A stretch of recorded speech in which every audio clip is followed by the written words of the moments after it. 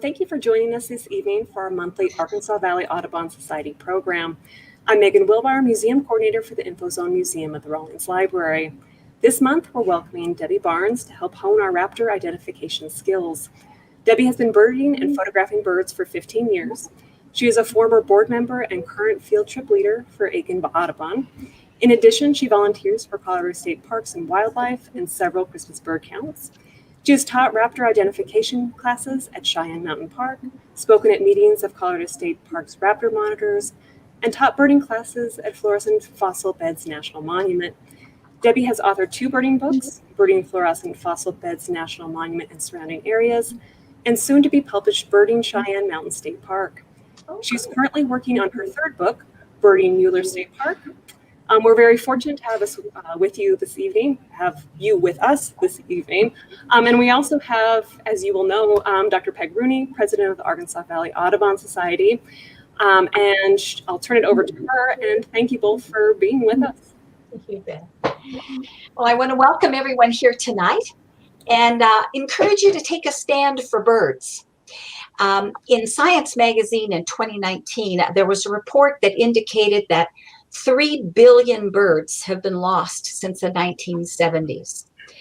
And more are being lost as we speak. And so one of the best ways to help birds, the environment, and other wildlife is to join your local Audubon Society. So you can find information about Arkansas Valley Audubon on our website, Southern Colorado Birds, abbreviated SOCO, so socobirds.org.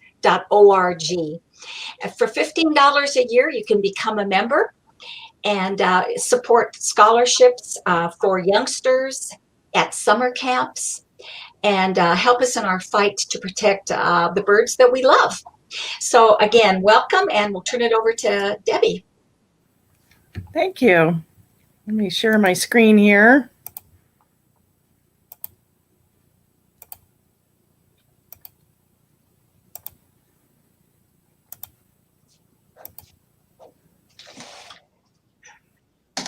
Let me know if you guys can see that.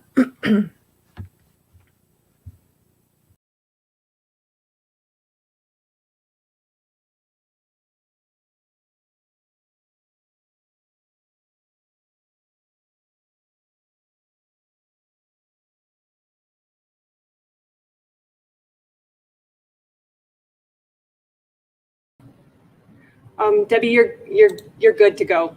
Awesome. So I kind of do this in groups of raptors. So we're going to talk about eagles, of which there's 2 species. So you got a 50-50 chance of getting it right. The bootios, which are the short-tailed, broad-winged soaring hawks, which we have 4 that we'll talk about. The sort of falcons, which are the jet fighters of the raptor world. They're pointy-winged, long-tailed, very fast flyers.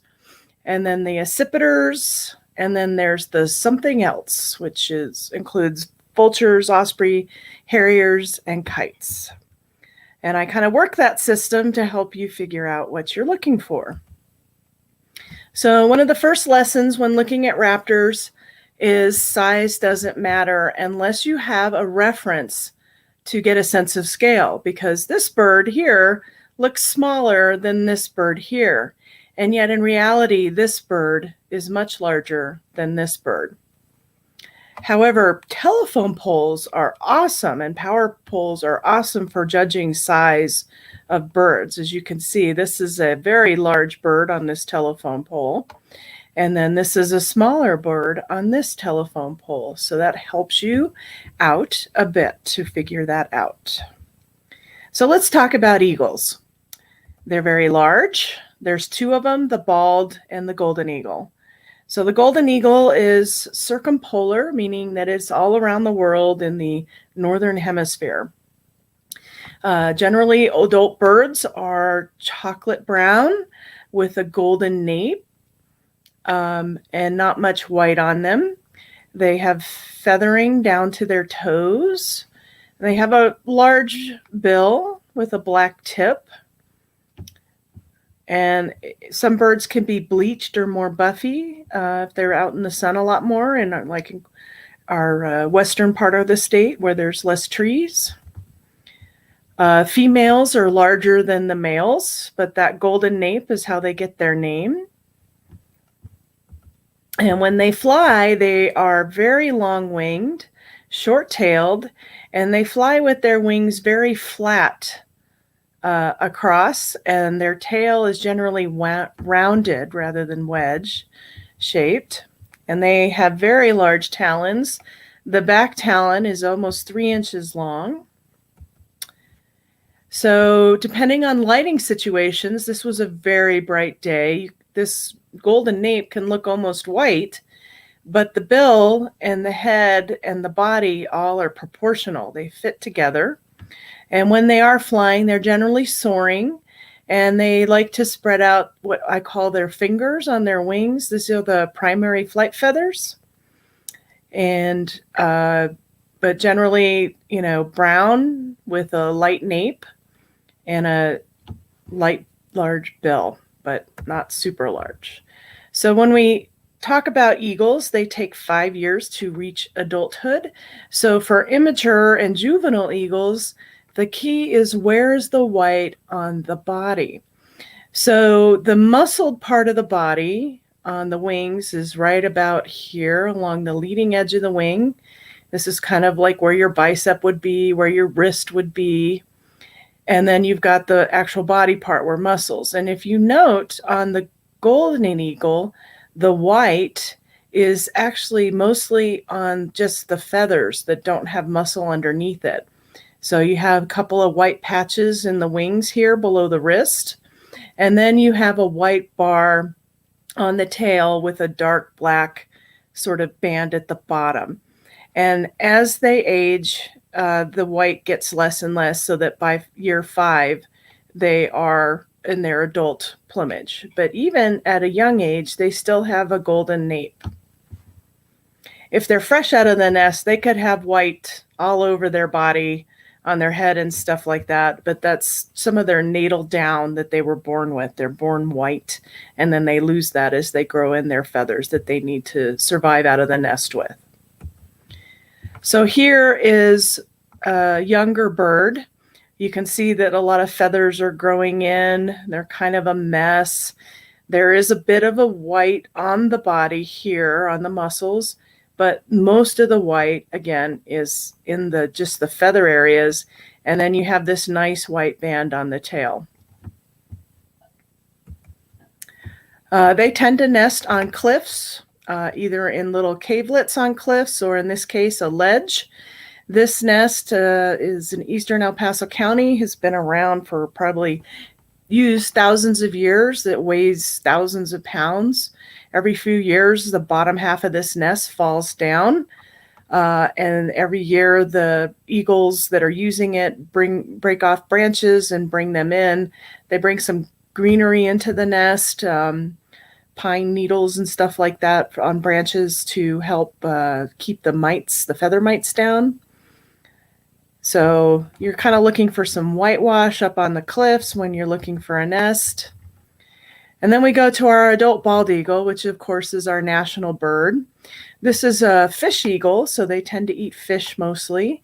They have a very large head and body, not very proportional like the golden eagle. And they have a very large yellow bill. The golden eagle had that black tip and kind of blue-gray to yellow on the closer to the face part of the bill. Adult bald eagles have a white head and a white tail. They're more a black, dark color. In winter, they will gather up in groups. They can be found far away from water during that. If there's enough roadkill or carrion around, they feed on carrion a lot. They also will be near rivers and lakes where there's open water and feeding on ducks and fish where they can get them. So they're kind of opportunistic eaters. They're uncommon year-round residents. In Pueblo, they are definitely around in winter and maybe one pair in the summer. So here's a beautiful adult. Again, a very large head, large yellow bill, and then the white tail, and of course the white head. In flight, they kind of had paddle-shaped wings versus sort of a straight line across of the golden eagle. They nip in here at the waist. But again, you've got this very large head and large bill, which is quite obvious on flying birds. They like to soar around, and then their tail is a little bit more V-shaped than rounded. So a little bit of a wedge there. And then on the juvenile and immatures, again, another 5-year owl.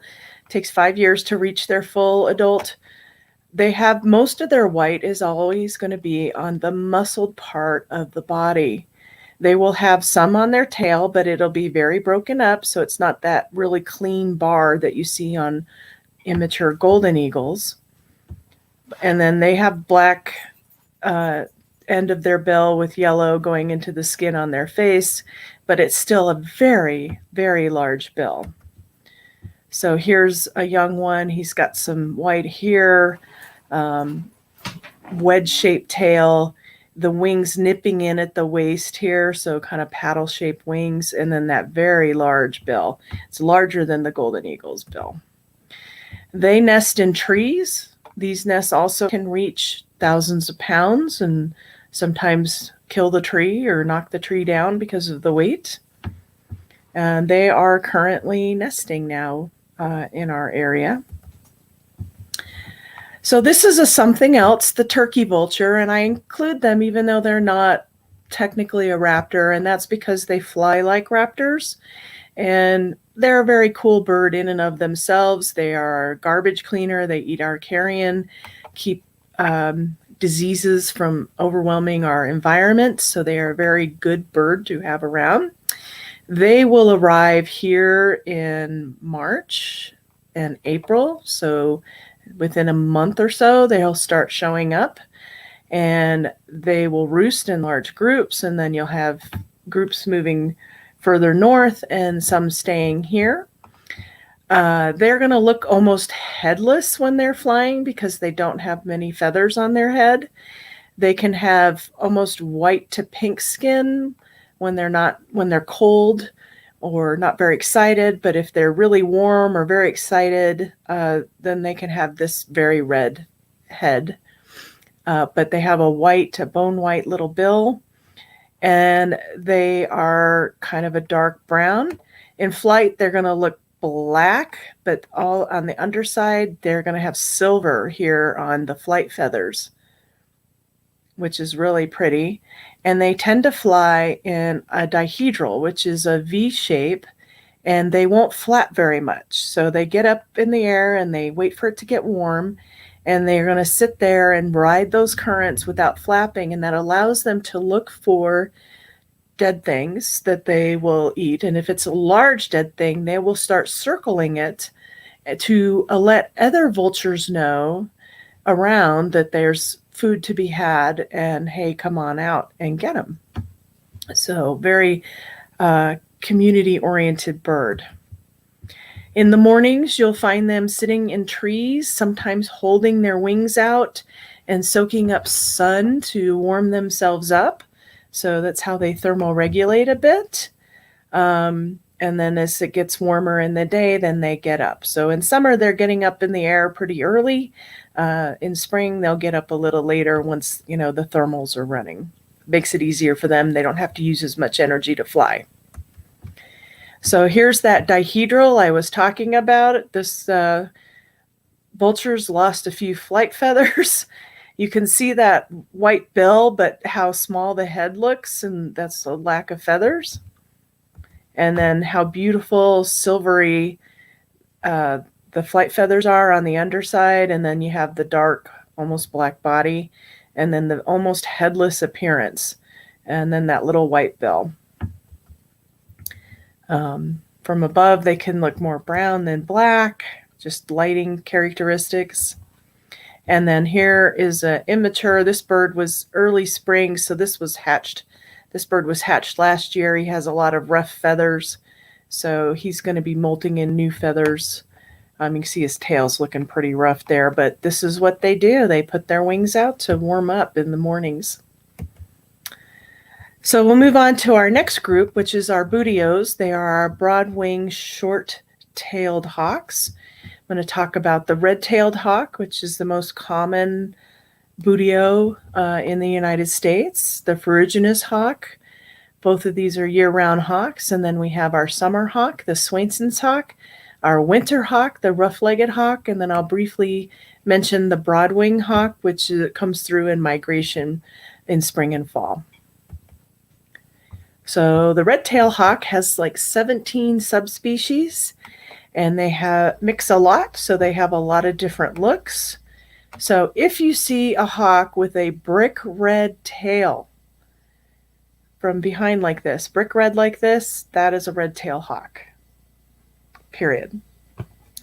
I like to say these guys kind of have a proportional body, so they have a head that fits the size of their body. When we're with bootios, I talk mostly about light morphs because that's mostly what we have. And if you have light morphs and you see them sitting, they tend to have a dark head, a light breast, and a dark belly. Now, some of them have a dark belly, especially the young ones. You can see that belly band there and there. And others may have a very faint belly band, but they always have a dark head with a light breast for the light morphs. If you see them from behind, you can see these sort of light areas that make this V or U shape. We call those backpack straps, and the red tail is the only one in Colorado that has those. So that helps.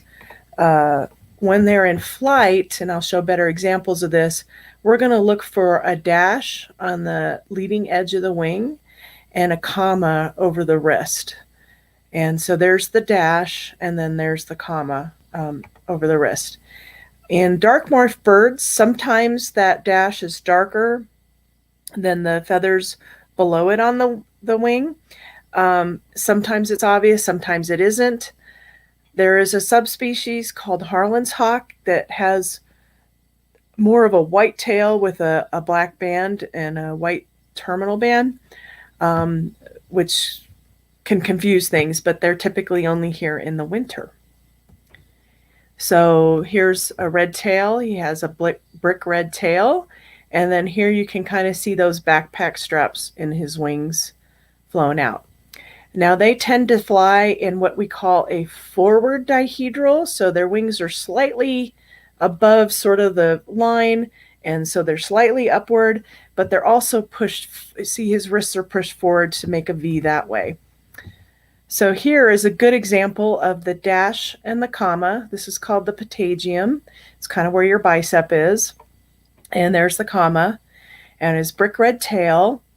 And he has a dark head, a light breast, and then there's the belly band. It's not very dark on this individual, but dark, light, dark for a light bird when it's sitting. And you can see the front. Even coming in for a landing, you can see that dash and comma, and you'll note that that dash is very bold and filled in. And I'll make that point here with ferruginous hawk in a minute. From behind, I always look for backpack straps. Sometimes the tail shows, sometimes the wings lay over it and you can't see the tail, but those backpack straps are definitely helpful. They nest in trees. They have anywhere from 2 to 5 young. They will be nesting here in March, and they are year-round residents in Colorado. This is a nest out in the Pawnee grasslands, and I told you that they interbreed with a lot of different morphs. Here you have a dark morph bird, a rufous morph, and a couple of normal lighter morph birds in the same nest. It's kind of crazy. They are also white when they're hatched. So these birds are kind of getting up on the edge, they're getting their wing feathers.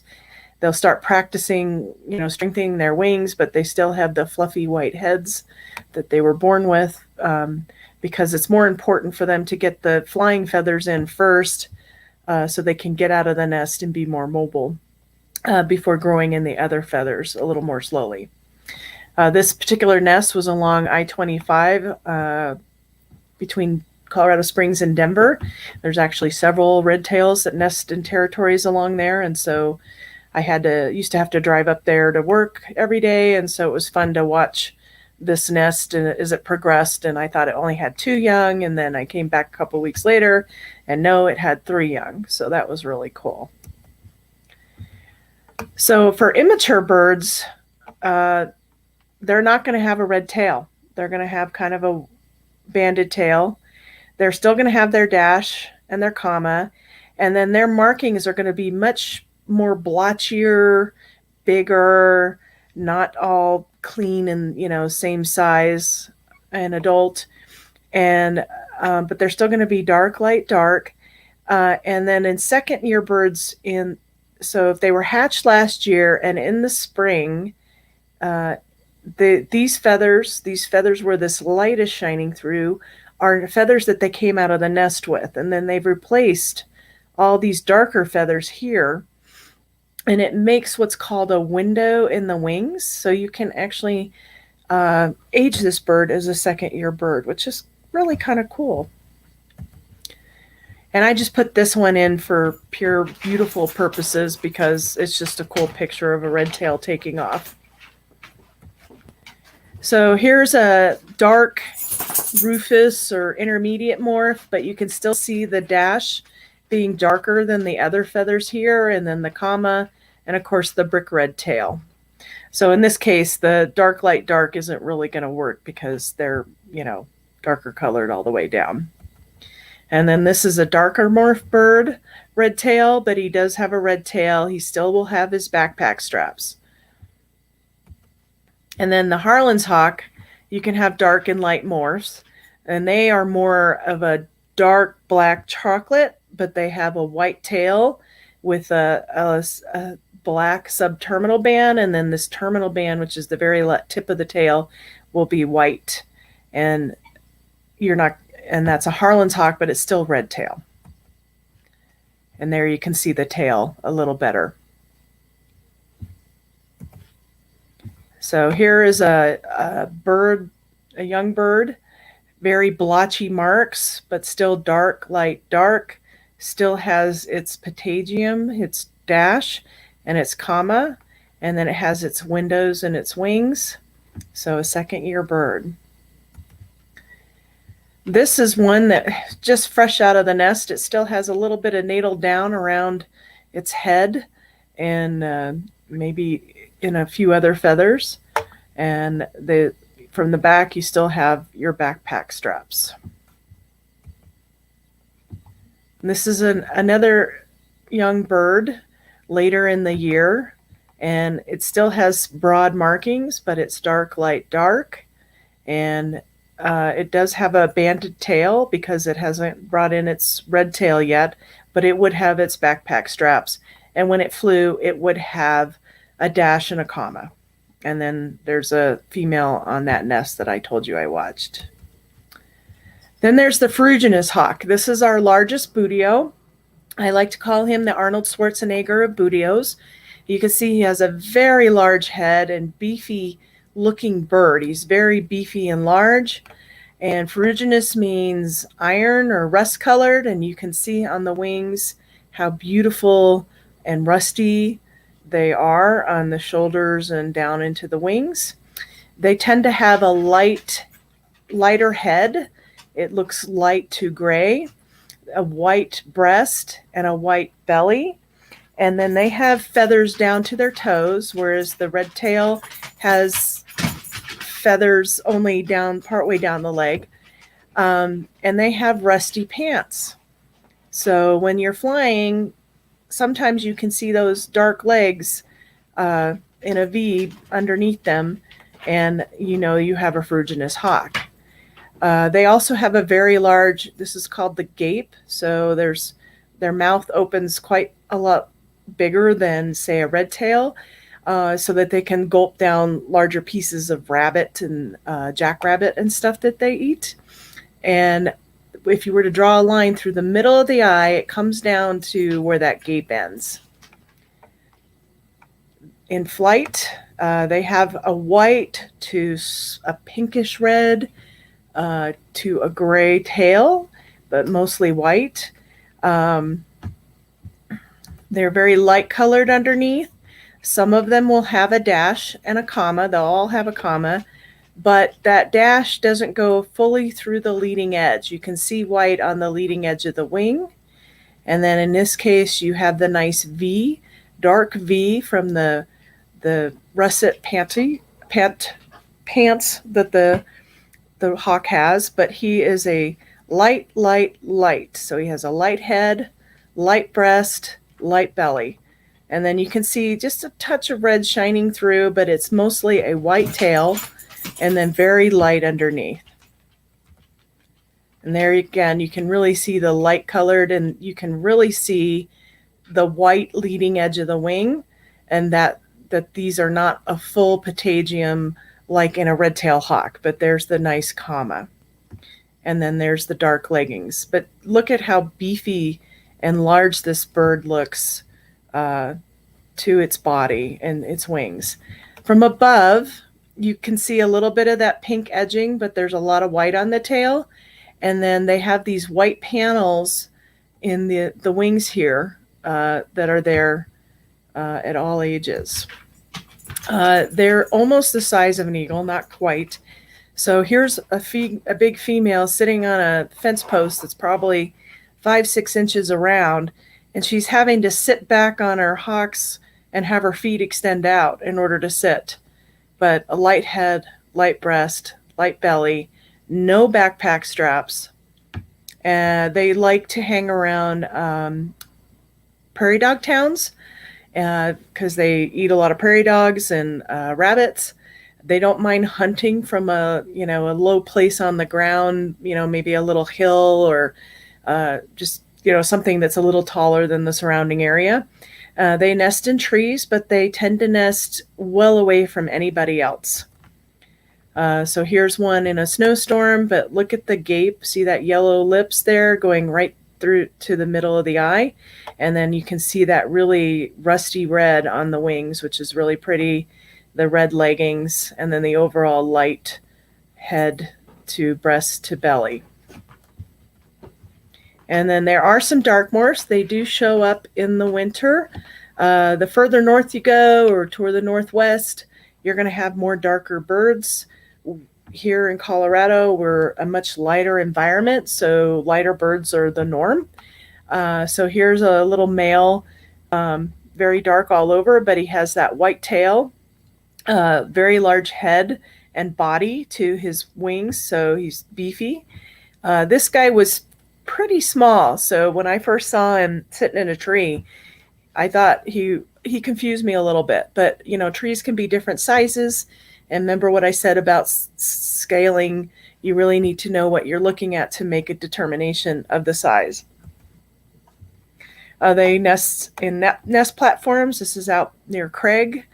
And then they like telephone poles, and then light head, light breast, light belly, rusty leggings, rusty wings and shoulders, light colored tail, gape that goes to the middle of the eye, beefy head, beefy body. So here is a very large nest in a tree, and it's the only tree for at least a half a mile around, and they can see for quite a long ways. So they are like very discreet nesting areas away from people. This was with a scope in my phone, but here you can see that gape going past the middle of the eye, and there's a couple of young birds in the nest. Immature birds are going to be pretty lightly marked, not have a whole lot of marking going on. They're going to be kind of dull, and of course this was a dull April day, but they're still going to have their dark leggings, just not as dark, and they're still going to be mostly light. They're going to have their nice defined comma, and if they do have that patagium, there's still going to be a white leading edge. It doesn't go all the way through the leading edge like it does in the red tail. So here's another one in April. It's a second year bird. You can see it's growing in some of its new feathers on its flight feathers. It has kind of a dirty gray tail. You can't really see the leggings in this picture. A lot of times their fluffy undertail coverts kind of cover those up, but you can see that large gape and just overall beefy bird on a wing. And they still have those white panels in their wings on the upper side, like I told you, and they still have white on the upper part of the tail. This was a fortuitous scene. One winter I was out driving east and there was a dead roadkill rabbit and he was eating it. And sometimes they can look even larger headed because they can gulp a lot of food down and hold a bunch of it in their crop. And you can see it just bulging on him. So I was across the road from him. I laid down behind my car and took pictures of him feeding, and then he took ejection, so I very quietly left. But large gape, light, rusty legs, rusty wings. Very gorgeous and fierce hawk. Then there's our summer hawk, our Swainson's hawk. They come all the way from Argentina, and they will be arriving in mid to late April, and then they leave by October. And they fly up here, and they come up here to nest, and they nest during grasshopper season. So they get on territory, they very quickly make a small discreet nest in a tree. They mate and they get those eggs going so that they, as the chicks have hatched, the grasshopper season is started and they have lots of food to feed their growing young. They, unlike other hawks in Colorado, their flight feathers on the underside are all dark. So in the red-tailed hawk and the ferruginous hawk, the flight feathers were light, now they're dark. We're generally going to have light birds, but we do have dark birds that pass through in migration. And adult birds will have a dark head with a dark breast and a light belly. And then they have a very nicely banded tail with the subterminal band, which is the next to last band, a little thicker than the rest. And then that terminal band is just those white tips. So birds that fly further in migration tend to have longer wings. So their wings, if you'll note when they fold up, come quite a ways down, very close to their tail. And their wings tend to look a bit more pointed in flight. Nice rounded short tail and broad wings. They have a headlight, so the skin and some feathers above the skin, above the bill, are light colored, so it gives them this headlight appearance. And then immature birds don't really have a whole lot of their breast darkness coming in, their breast patch here. They might have it coming in down one side or both sides. But those dark flight feathers should already start you thinking Swainson's hawk when you see those on a buteo. So banded tail, dark flight feathers, dark light. The feathering only comes part of the way down the legs like the red tail. There's that little headlight I told you about. They kind of are a palomino, they're kind of cream colored, and then they're brown, but they have this gray cast over them. So it's kind of a grayish brown on them. And it's dark light, dark flight feathers, and a banded tail, very long wings. And then the dark morse, so a lot of times their breast is a different color from the rest of their body.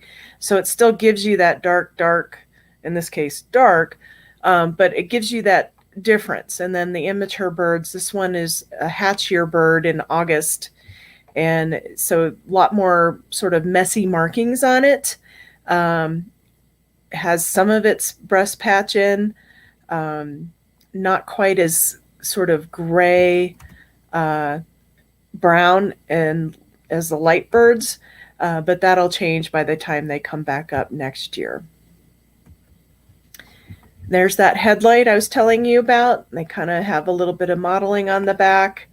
This is a young bird, so its flight feathers still aren't fully grown out, but they still have the banded tail and the darker flight feathers on the underside. They like to nest discreetly in trees and have a lot of greenery around their nest, and they will, you may not even notice them there because they'll sit very low in the nest when they're sitting on their young chicks and their eggs. But then, they're busy bringing in snakes and grasshoppers and lizards to feed their young. So here's some young little nestlings, all white, peeking over the nest. Then we have our winter hawk, which is our rough-legged hawk. They arrive in October and they leave by March, early April. It's a petite hawk. In flight, they tend to hover with very light flapping. They have wrist patches instead of a comma, so we call those wrist patches. And they tend to be light, dark, so they have very dark belly bands. And the thicker the belly band, the more likely it's a female, and the thinner the belly band, the more likely it's a male. And then they kind of have a white tail with a large dark subterminal band, and then that terminal band is just white. And you can also make determinations about male and female in there. So in light, they tend to be light, dark. Their head almost looks sort of owl-shaped, but those wrist patches on light birds is very diagnostic that you are looking at a rough-legged hawk. And then this thick belly band, and the thicker or darker it is, the more likely it's a female. There's some intermediates that you may have a harder time telling sex on, but this one doesn't have as thick of a tail band. It's more diffuse, so this is most likely a female. Whereas this one, see, thinner belly band, not as dark, but a thicker, darker tail band, and so this is a male. But there's those wrist patches. They come in some really beautiful golden colors to white to, dark chocolate.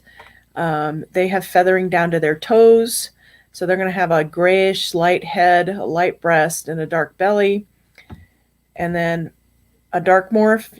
A lot of times, if the light's right, you can make out the darker wrist patches. But very petite bird to its wings. Look at how gorgeous this one is with all this sort of gold in here. And then these dark. So this is like an intermediate morph. But you have the wrist patches, this thicker, darker, more pronounced tail band, and more of a diffuse belly band. This one may be an intermediate, where you might have a harder time determining if it's male or female. From behind, they're going to look very mottled. They also are migrating from the Arctic, so their wingtips, kind of when at rest, come close to the end of their tail, but very mottled, but light, dark. The broadwing hawk mostly is seen in migration and only. There's been a few years where they've nested up in northeastern Colorado. This is an eastern forest buteo where they spend a lot of time in hardwood forests. So they're a small, petite hawk. We typically see them flying through in May and then again in the fall. The immature birds are going to be very plain on the wings, but you're going to have these long markings, very petite kind of head and body to wings. A banded tail, light dark. And then in the adults, I guess I didn't include the adult pictures. My apologies on this. We don't have to spend a lot of time on that. I can always get back to you with that if you have questions about that. So something else would be an osprey. So these are fish hawks. They are anywhere that there's the ocean coasts. They are here at Lake Pueblo where there's water with large with fish, and they are very efficient fisher hawks. And they are light colored with dark wings, and then they have a mask. You'll notice that they also have wrist patches, but their wings kind of look like, they're light here on the muscled part, dark on the feathers, light over here on the flight feathers, and then that dark on the wrist. So it's kind of like a four patch look to them. Banded tail, and a mask across their eye. And then if they have what we call a necklace on this bird, then it's a female. So if she has a band around her throat there, then she's a female. And if they're clean, like these birds, then they're males. They have special, what are called scuts on the back of their toes that allow them to hold those slippery fish. And then they turn them horizontally, so they have very flexible feet so that they can fly aerodynamically with the fish. And the eagles, bald eagles in particular, will harass them to drop fish. So there's a lot of competition during nesting season during those times. So white crown, they tend to fly in either an M shape or this sort of circle shape here. But here's the mask, the wrist patches, light sort of everywhere there's muscle, and then dark on the feathers without muscles except for the tail, which is banded. So darker sort of flight feathers, dark wrists, light body all the way through. The mask is not as pronounced on this particular bird, and then banded tail. So they're distinctive thing. But here's that M shape I was telling you about. So, remember as kids, we drew M-shaped seagulls or gulls. This bird has that shape. And you can see them diving into water to get fish. They're very good. But there's that mask. Sometimes they will get sort of a mohawk kind of look with their feathers going out of the back of their head. They're feeling a little territorial or defensive. In this case, he's eating a nice trout down at Brush Hollow Reservoir. So cool birds. And then another something else is the northern harrier, which we have here in winter and used to be called the marsh harrier. They're kind of a medium-sized raptor, brown. They have an owl-shaped face, so they have these discs, facial discs around their eyes. That's why I say owl-shaped. And they are hunting by sight, but also with their ears. They're looking for mice in the grass, and they're looking for the rustling of the mice. It's thought that they can see in ultraviolet, so they can see the pee trails that the mice leave. And so female and young birds are typically brown. They have a white rump patch. They're kind of a checkerboard underneath, and then lightly marked. And the females will actually have what we call dark armpits, which is called the oxalary. And the males, adult males, are gray, and we call them the gray ghosts. And so they're gray, including their tail, and then they still have that white rump patch. So they're kind of slender winged, but they have a very long tail, and then black on the tips of the wings.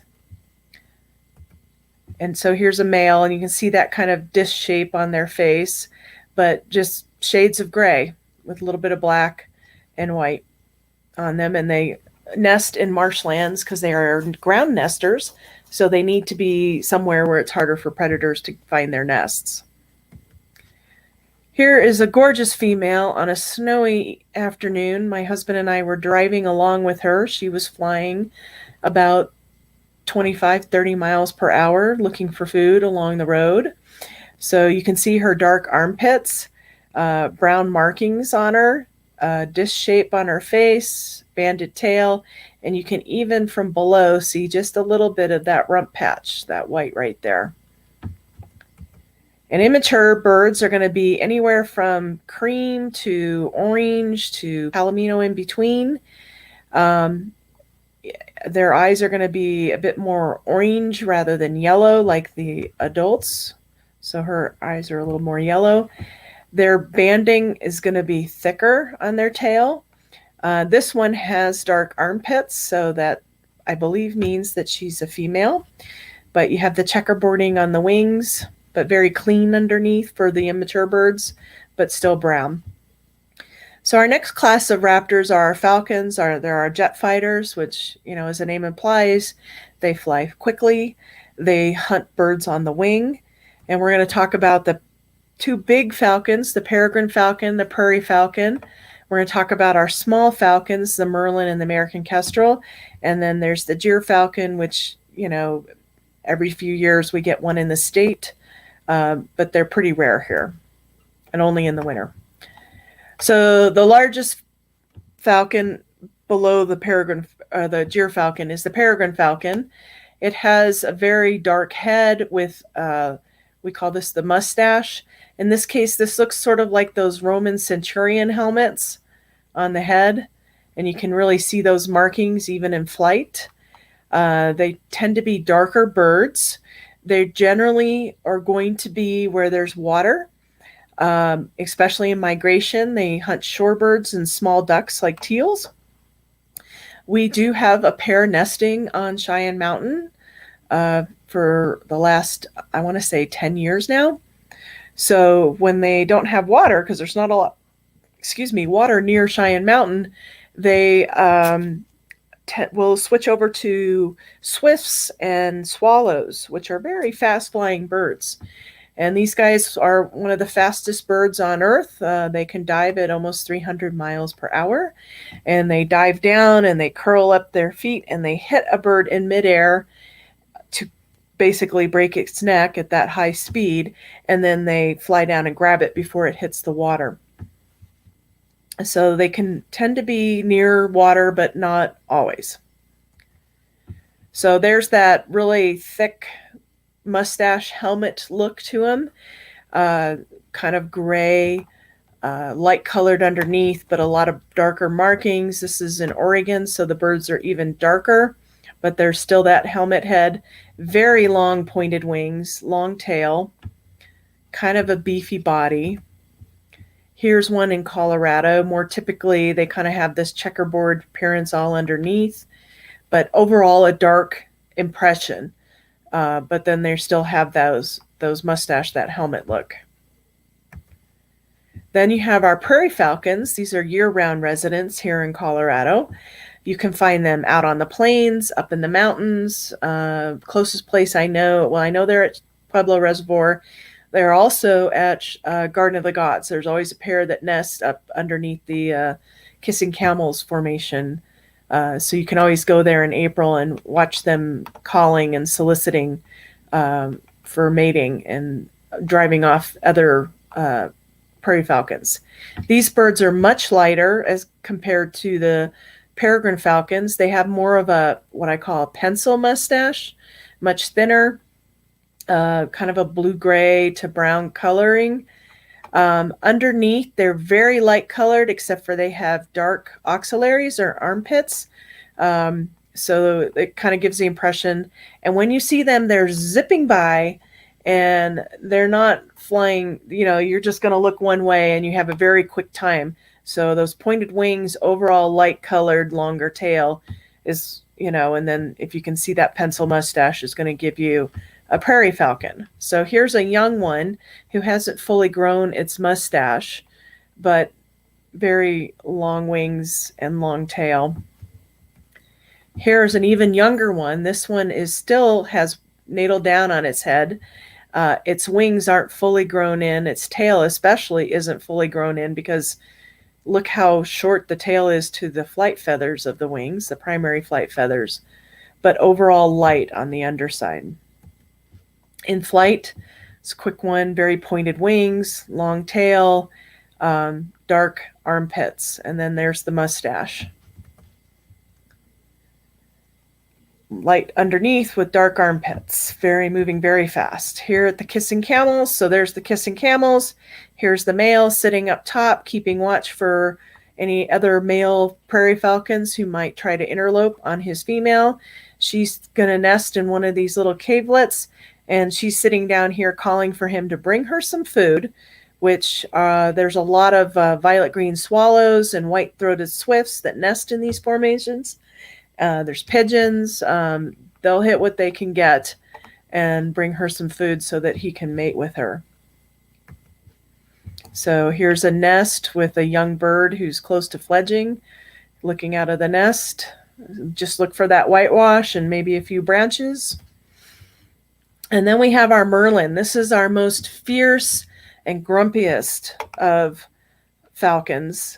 They're small, they're compact. Here in El Paso County and Pueblo County, they're only here in the winter. They do breed in the northern part of the state and up in Wyoming and further north. So this is mostly a winter bird for us down here in southern Colorado. You can tell males from females. So males have this beautiful blue-gray back and a little bit on their head. Females are brown, so that's kind of cool. They can have a little bit of a faint mustache to no mustache on them, but very pointy-winged, banded tail.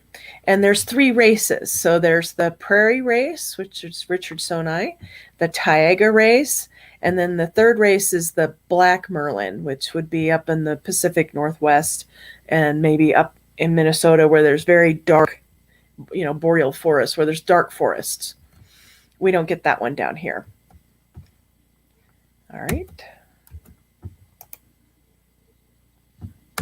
Come on. There we go. So this is a taiga in Colorado Springs. It's a darker gray bird, and they are very ferocious. This is a rock pigeon, which is bigger than this merlin. He has taken it down. He has eaten the brain first because it has lovely minerals and vitamins for them before they gobble down the meat. So the taiga tends to be closer to the city where we have more trees and it's darker. And then our prairie race, this is a prairie female, almost no mustache on her, tend to be out on our prairies. But they have kind of a parrot-like bill, brown, banded tail, just kind of not much of a mustache. This one has almost none, also brown, markings on the front of it to the sides here. But look at that very, parrot-like bill. That's typical of falcons. Very petite little bird. When you see them, if you see them sitting, they're going to go quick. And when they fly by, they go by really fast. I have had one once sort of leisurely fly by because there was Eurasian collared doves on the line, and it had obviously already eaten, but it was eyeballing, thinking about, hey, maybe I might stop by and check on you later when I'm hungry. The reason I call these guys sort of the fiercest and the grumpiest is there's raptor count stations like Hawk Mountain in Pennsylvania, Hawk Ridge in Minnesota. We even have one up at the Hogback near Red Rocks up in Denver. And all these hawk watches put up a plastic great horned owl. And that great horned owl is specifically to pull the merlins down low enough so that the counters can see them. So they're migrating. They have no reason to be protecting any kind of territory. But wherever they are, they're the big owners, even though they're the little bird, and they will come down and hit that that plastic great horned owl. So very grumpy, very ferocious for such a little guy. Cool birds. And then the American kestrel, which is our smallest falcon, is also our most colorful raptor in the North America. They're gorgeous. They have 2 mustaches. They have one behind their ear, one below here. The males have this beautiful slate blue head, slate blue wings, reddish body. And then on their tail, they have their outer tail feathers have some banding, and then their inners are all red except for this really beautiful thick black subterminal band. And then they have a checkerboard wing. The females are brown winged and they have a straight banded tail, but they still have the mustaches. They're bigger than the males. Some people say they look like a flying banana. You tend to see them sitting on wires in open country, and they'll a lot of times bob their tail up and down. And then they hover. They're very good at hovering in place when they're trying to site something and they're eating mice, lizards, grasshoppers, beetles, insects. You can make a nest box for them and put it up against a building if you have some in your area, and they may nest in it. They have several young, so they like nesting in old buildings or nest boxes or tree cavities. So here is a female. I was out with a bander friend of mine, and we caught her, but her head still has a little bit of blue on it, but her back and her wings are beautiful red, and then her tail is just red and banded all the way through. And if we were in person, I'd be able to hold up my hand and show you sort of life-size me holding that bird, so you could get an idea of how small and petite they are, and yet how ferocious they are. So the male with his blue-gray wings and head and double mustache. Here is a female and a male close together, so you can get an idea of the size differences between the female and the male. This is in April when they are pairing up in preparation for breeding in May. So kind of a flying banana, a banana with wings. Nice male. And then our something else, the Mississippi kite.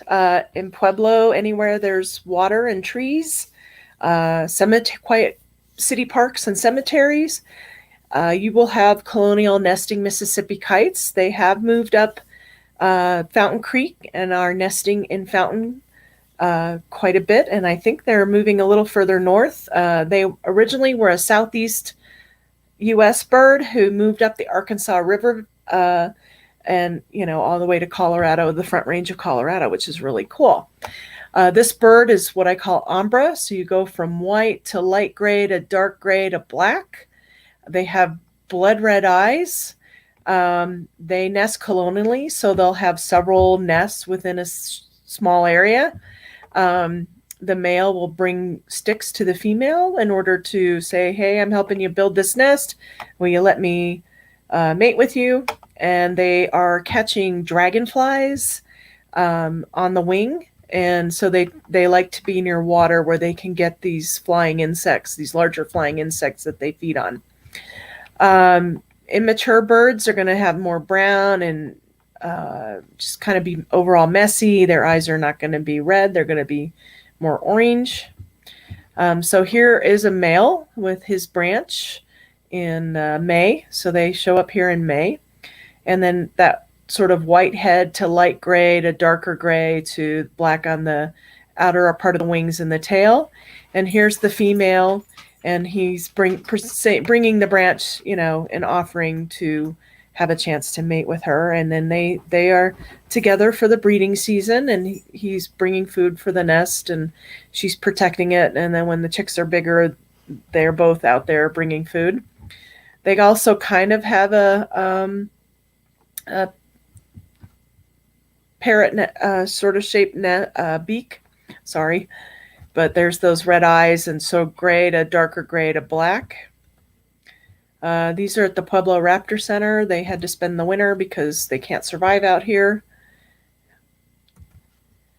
And the goshawk, as I said, is very rare, so we won't talk about it tonight in order to keep up with the time, which I only have a few minutes left. So we're going to run through the accipiters and call it a night.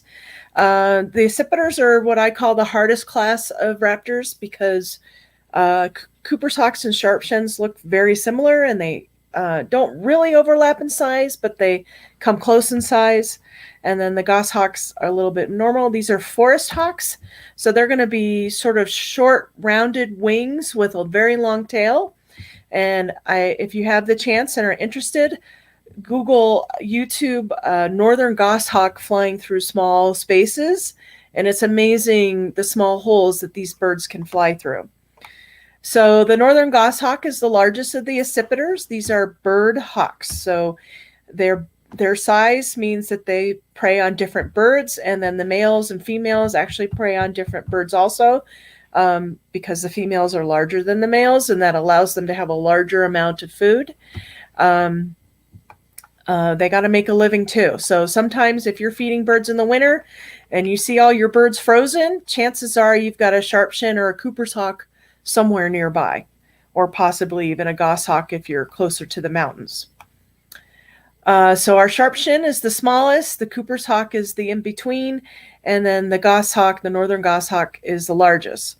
The goshawk has the advantage of having this very light eyebrow, white eyebrow, gray banded front.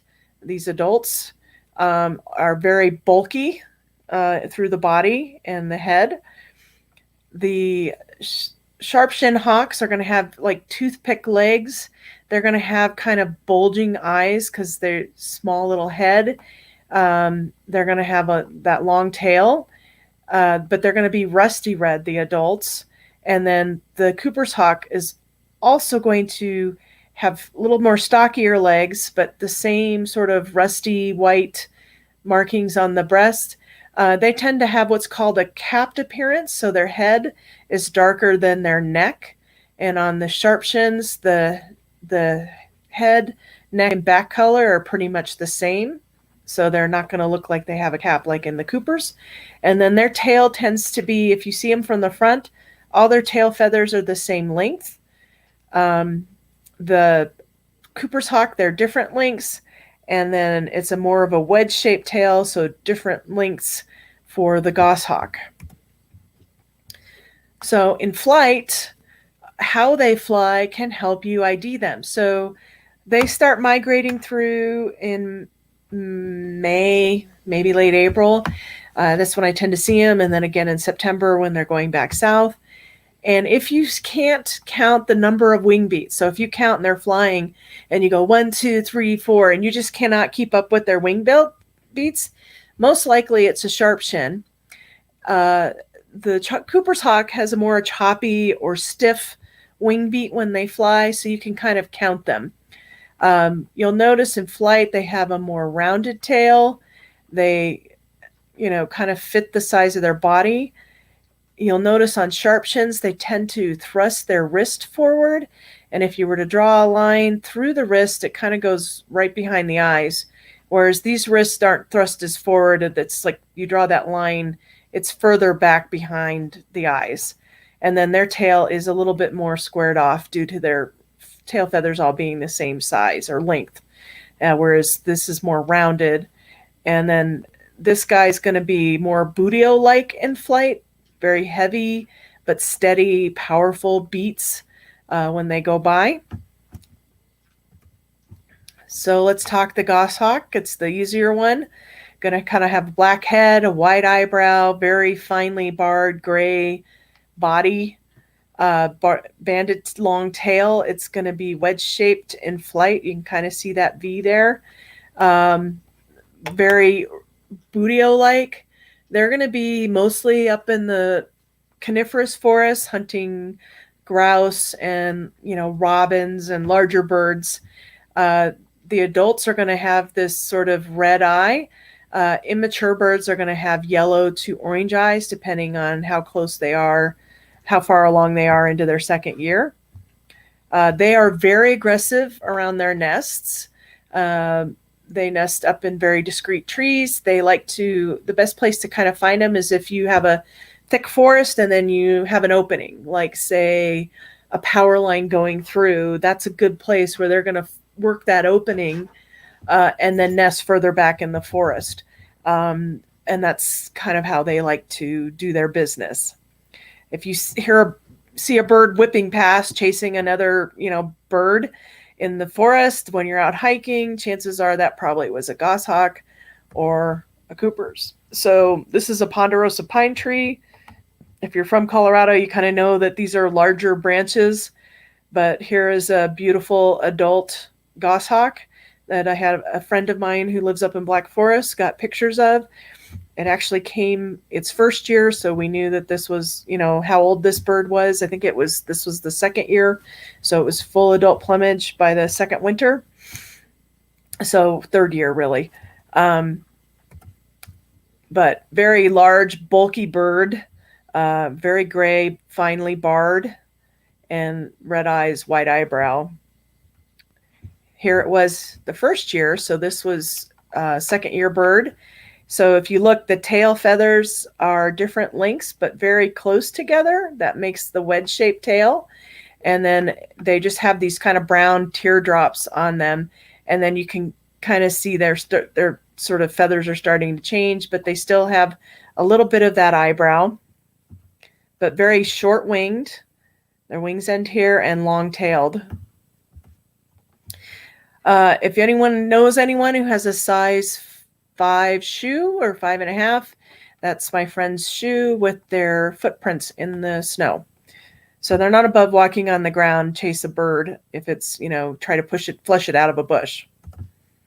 Here's a nest very discreetly in the forest. You can't even see the bird on the nest. They do not like you near them, and you'll note that I was a long ways away using a scope because I don't want them raking my head. So the Cooper's hawk is the intermediate. The female is going to go for the larger birds like your tanagers and stuff like that. The male is going to go for a little bit smaller bird. They're going to have that capped appearance, as I told you before, so a dark head, lighter colored neck. They're going to have a rounded tail. If you draw a line from their wrist to wrist, it's well behind the eyes. So again, there's the wrist, and I'm drawing it to the other wrist. See how well behind the eyes it is? And then a rounded tail.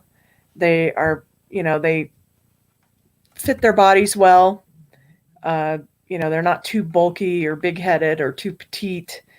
You can see that their tail feathers are a little bit different length. Very rounded tail, capped appearance, very almost more red than white. For immature birds, they can have a little bit of a white eyebrow, banded tail, but the markings are less blotchy and more thin. This is a second-year bird.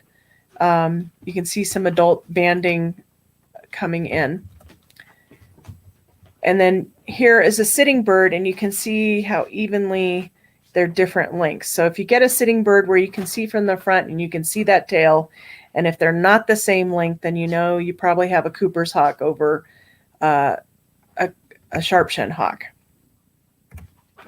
So a little flight pattern, again, not really pushing those wrists very far forward, more rounded tail. I have some friends here in the Springs who had Cooper's hawks nesting in their yard. Very discreet nest. They are very noisy around their nests. They do breed up at Cheyenne Mountain, so we hear them calling all the time around the nest. Those were the fledglings. I think they had 4 or 5 of them. And so they can barely fly. And they were terrified of this little rufous hummingbird who kept flying near them. They were like, "Oh, go away. What are you?" But then they soon become very fierce hunters. And this was the youngest one who still had blue eyes when they're born. And then they move to more yellow eyes as they age, and then orange and yellow. So the sharp-shinned hawk is the smallest. The female sharp-shinned hawk and the male Cooper's hawk will appear in the field to be about the same size, but in hand they are smaller by measurement. So they're going to be kind of have these bulging eyes. They're going to have squared off tail. Their head to neck to back color are pretty much the same. They might be a little bit more, white than rusty. I have a hard time with that. An immature bird here is more brown. Hasn't thrust its wings all the way forward, so it's well behind, but look at how squared off this tail is, how even all those tail feathers are. This was one hunting my feeders, very squared off tail. Look at how thin, toothpick thin those legs are. Very thin legs. In flight, you can draw a line from wrist to wrist. It goes right behind the eyes, very squared off tail. This one is more of an intermediate one. It might be a little harder to tell. Sometimes you just have to say, "I saw an accipiter." You sometimes can't ID them because their look. So this was my first sharp chin ever that I saw, and it was my hunting my feeders, a little blood on the feathers. But the head and back and neck are the same color, and the tail is squared off and all the same length. a lot of white to rusty.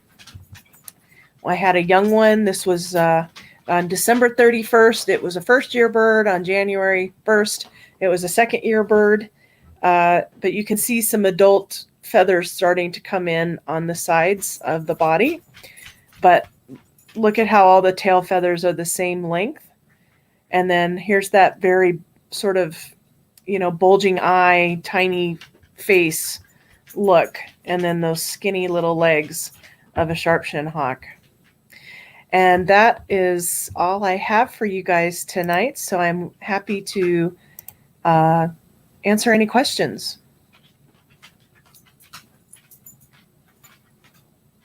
You can write them in the comments if you have them.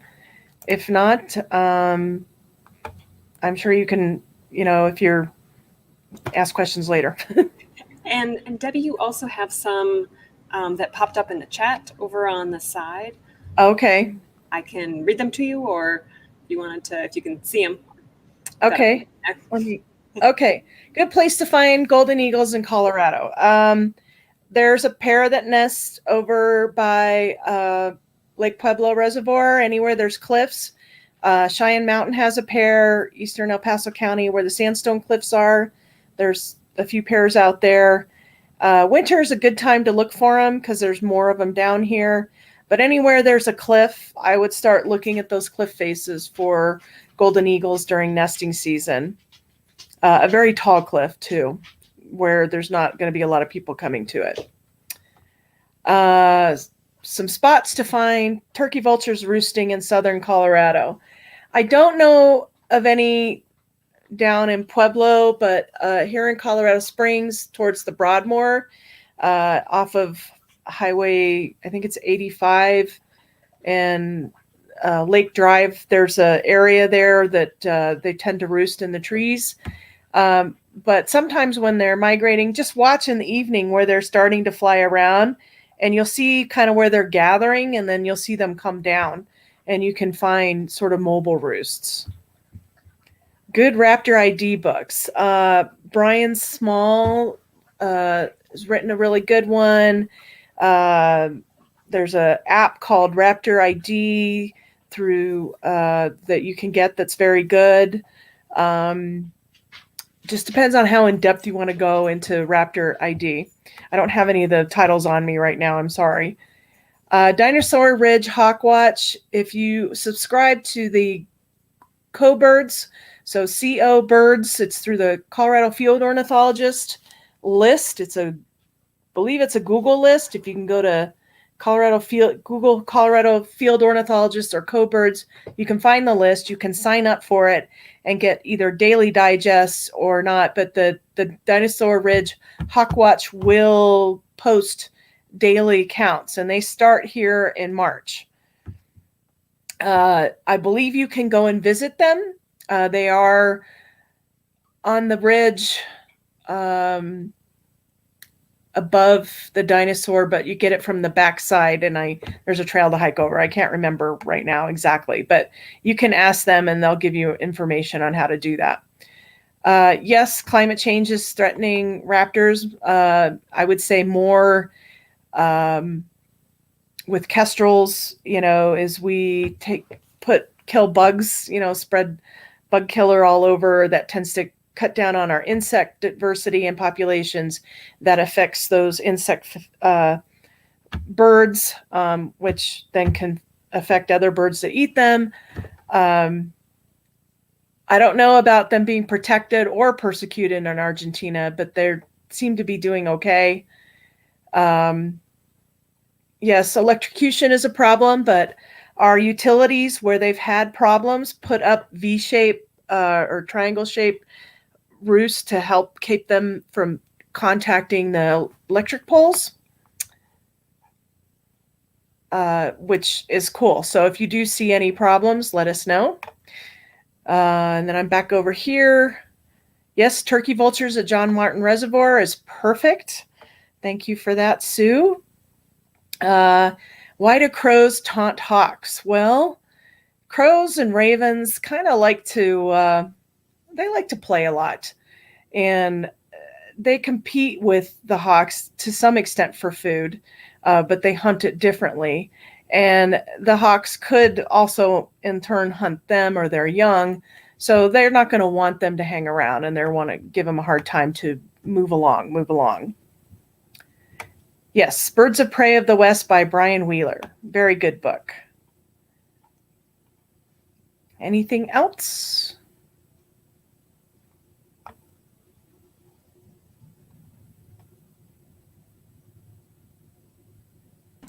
I think you've done it, Debbie. Thank you so much for your presentation. Great, incredible photographs. It was really, really great. Thank you for doing that for us tonight. You're welcome, and I was very happy to share my knowledge. All right. Well, thank you so much.